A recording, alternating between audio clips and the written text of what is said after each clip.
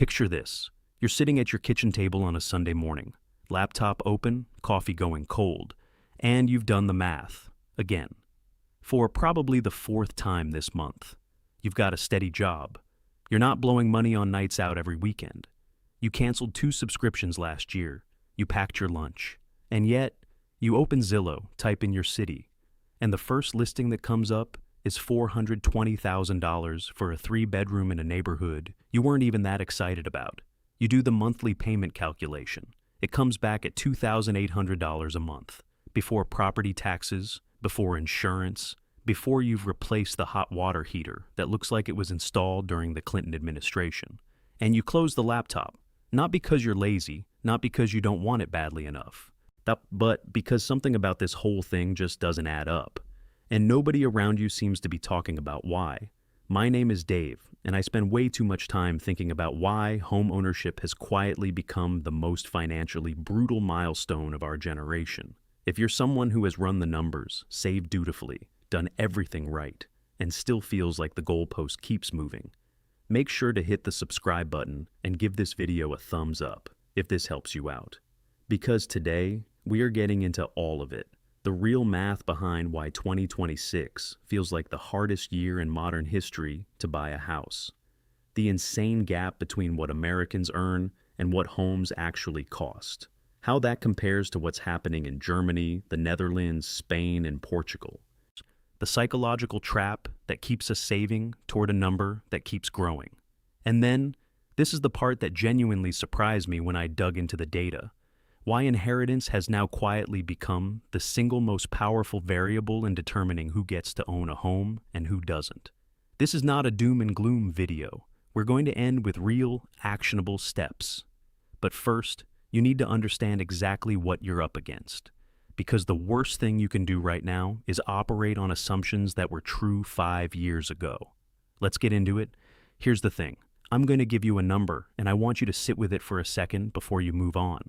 According to Zillow, the income you need to comfortably afford a median-priced American home right now is $106,731 per year. The actual U.S. median household income, roughly $75,000. That gap, $31,000, is not a rounding error. That is the canyon between where most American households live financially and where the market requires you to be just to hit the baseline. And it gets worse when you look at the trajectory. In January 2020, the income you needed to comfortably afford a home was around $59,000. So in 5 years, that threshold didn't just rise a little, it exploded by 80%. Now you might be thinking, well, incomes have gone up too, haven't they? Yes, absolutely. But here's what most people don't realize. From 2000 to 2024, median per capita income grew by around 155% in nominal terms. Sounds decent, but over that same period, median home prices rose by roughly 415%. Income went up 155%. Homes went up 415%. That's not an affordability problem. Oh, that's an affordability collapse that happened so gradually that we almost didn't notice.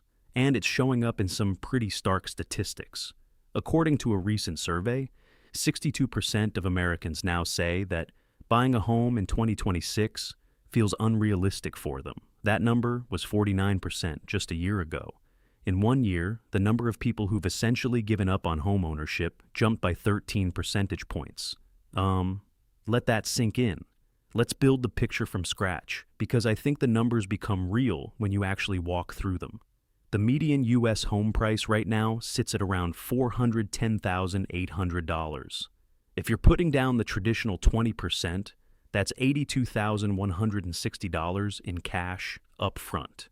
That's before closing costs, which typically run another 2% to 5% of the purchase price. So add anywhere from $8,000 to $20,000 on top of that.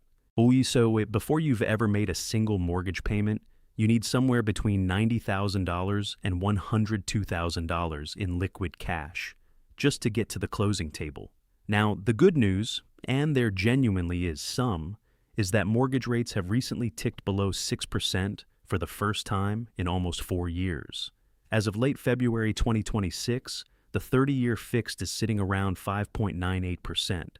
That matters. It genuinely helps at the margins. But here's what most people don't realize. And this is the part that really messes with your head when you think it through. Even if rates fall to 5%, Zillow's own analysis shows that mortgage rates would need to drop more than 4% from current levels for the typical home to feel affordable again on a median income. We're not going from 6% to 2% in this environment.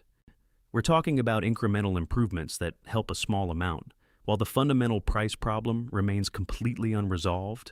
And the supply side, Goldman Sachs estimates the U.S. needs to build somewhere between 3 to 4 million additional homes beyond normal construction levels just to close the current gap. Right now, today, 3 to 4 million homes that don't exist and won't exist anytime soon. The Washington Post reported that depending on which economist you ask, the actual shortfall could be anywhere between 2 million and 20 million units. Demand is high. Supply is constrained. And the people who already own homes, with their 2.8% mortgages locked in from 2021, aren't going anywhere. This is called the lock-in effect, and it's arguably one of the most underappreciated forces in the housing market right now. And millions of homeowners are essentially financially handcuffed to their current property. Why would you sell your house with a 2.9% mortgage and step into a purchase at 6%? You'd be doubling your monthly payment for the same square footage, so they stay. And the market stays frozen. Look, I want to address something that I hear all the time, because it genuinely frustrates me, and that's the advice that sounds something like, you just need to cut back, be more disciplined, save up the down payment. And here's the thing. That advice isn't wrong in isolation. Saving is always good. Discipline is always valuable, but it completely ignores a brutal mathematical reality.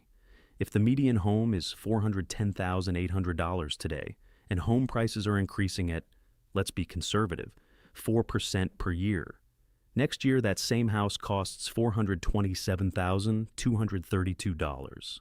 In 2 years, that's $444,321. Every single day you're saving toward a target. The target is increasing faster than most people's savings rate. Think of it like running toward a horizon. You're moving, you're working hard, but the ground under the horizon is moving away from you slightly faster than you can run. This is why the psychology around homeownership is so broken right now.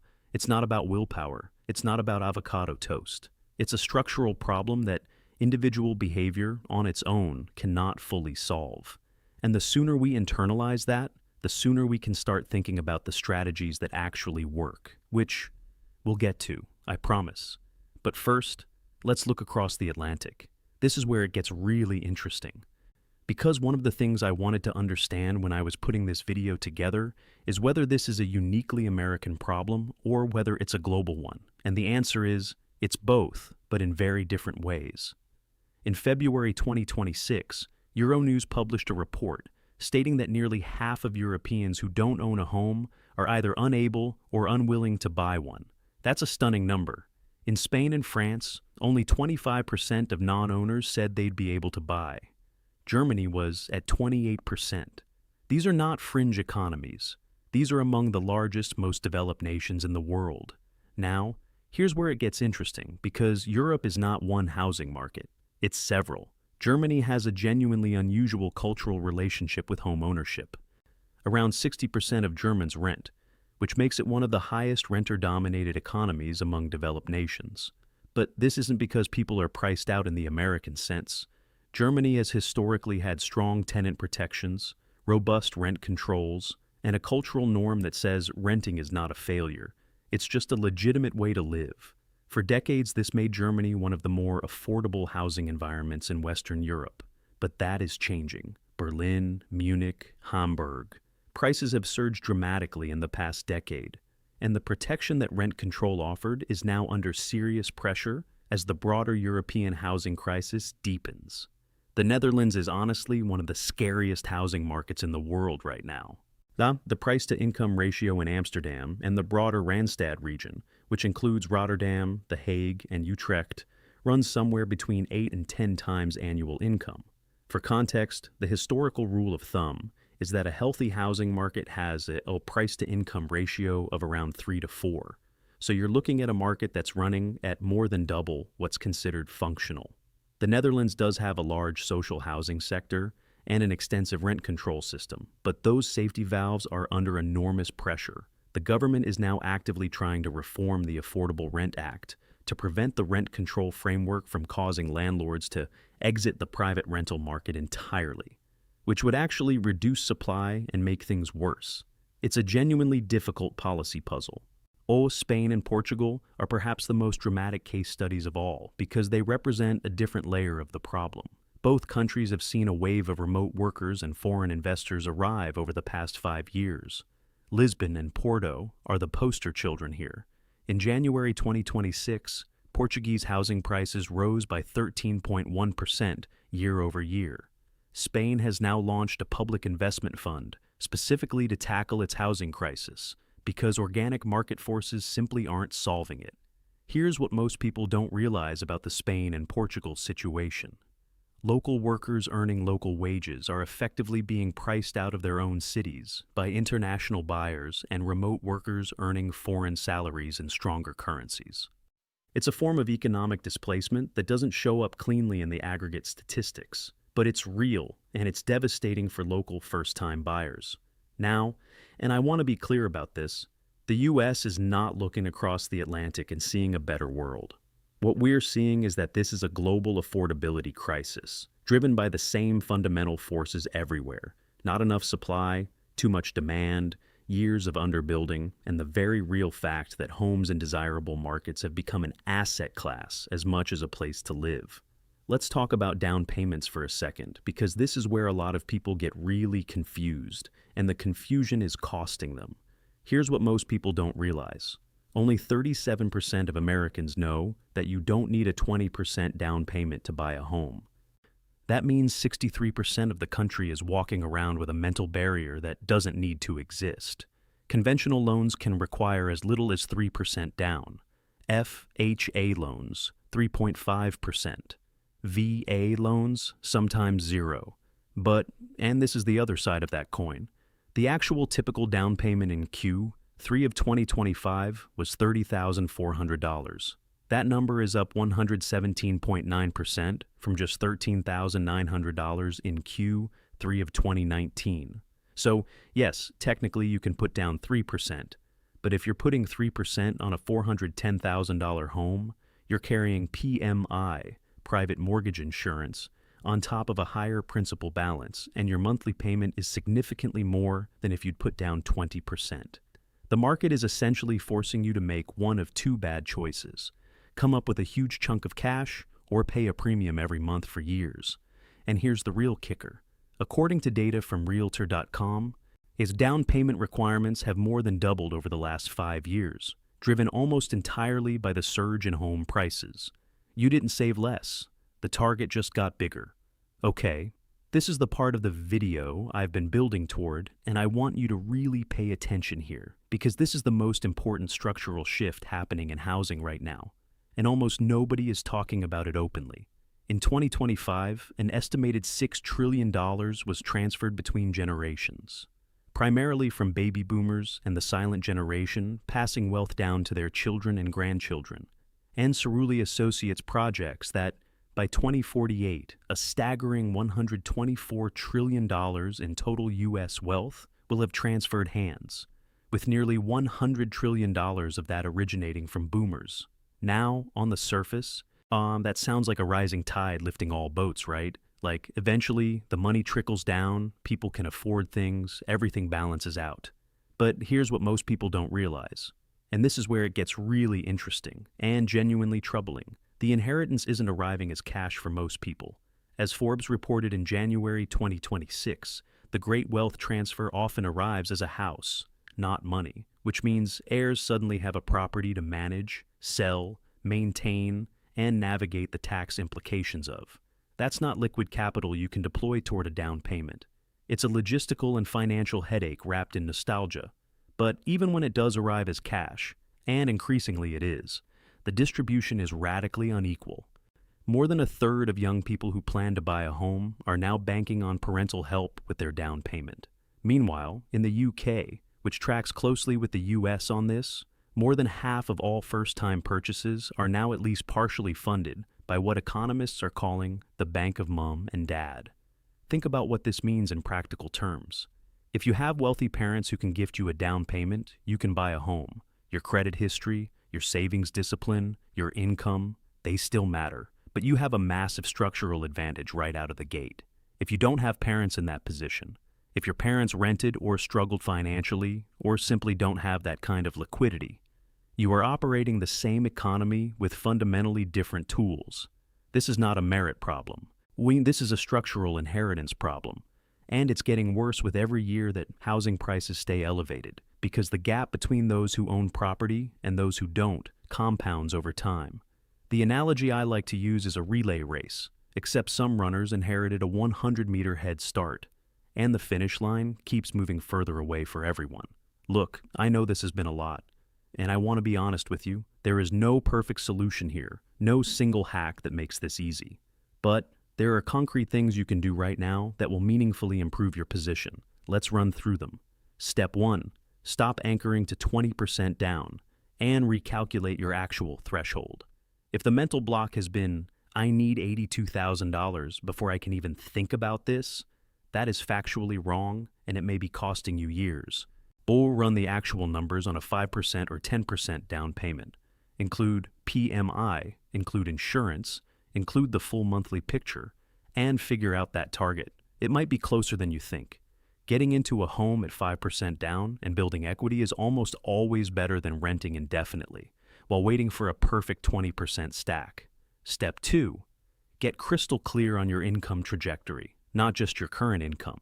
The threshold to comfortably buy a median home right now is around $106,000. If you're at $75,000, the question isn't, how do I save enough?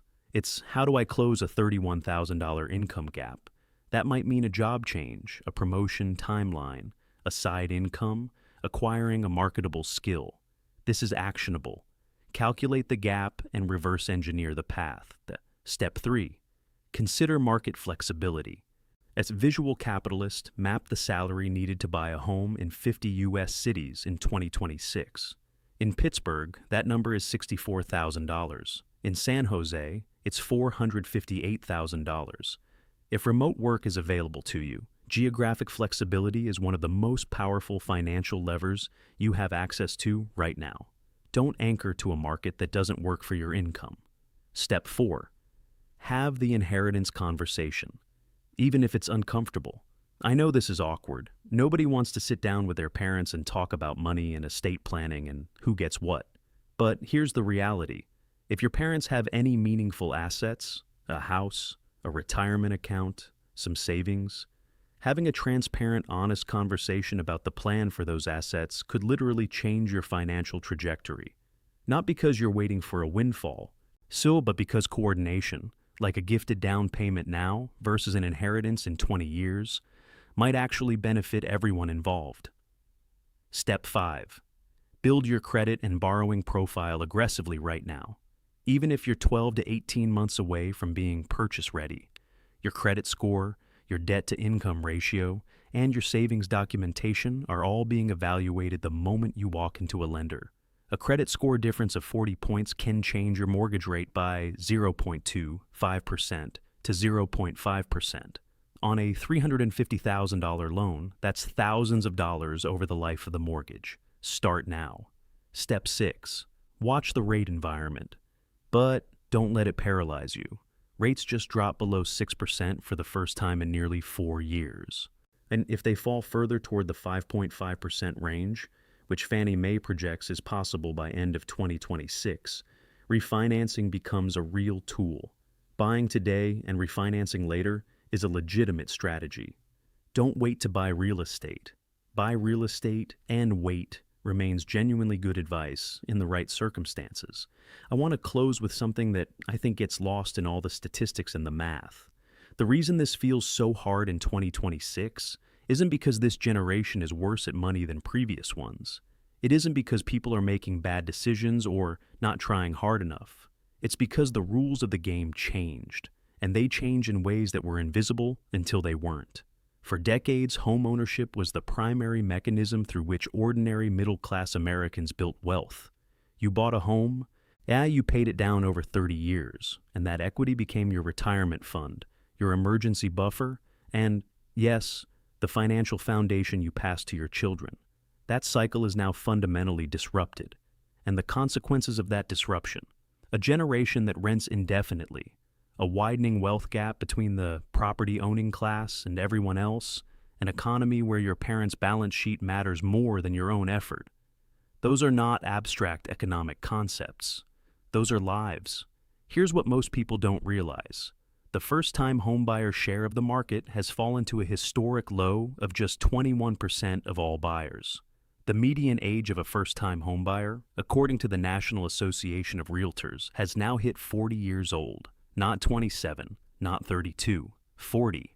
How many of those buyers will still have their mortgage well into their 70s? And across Europe, where nearly half of non-owners have either given up or can't engage with the market, the same story is playing out in different languages with different policies, but the same fundamental consequence. This is the hardest year in a generation to buy a house. The data is clear, the math is clear. But clear-eyed understanding of a hard problem is where good decisions start. You cannot navigate terrain you refuse to look at.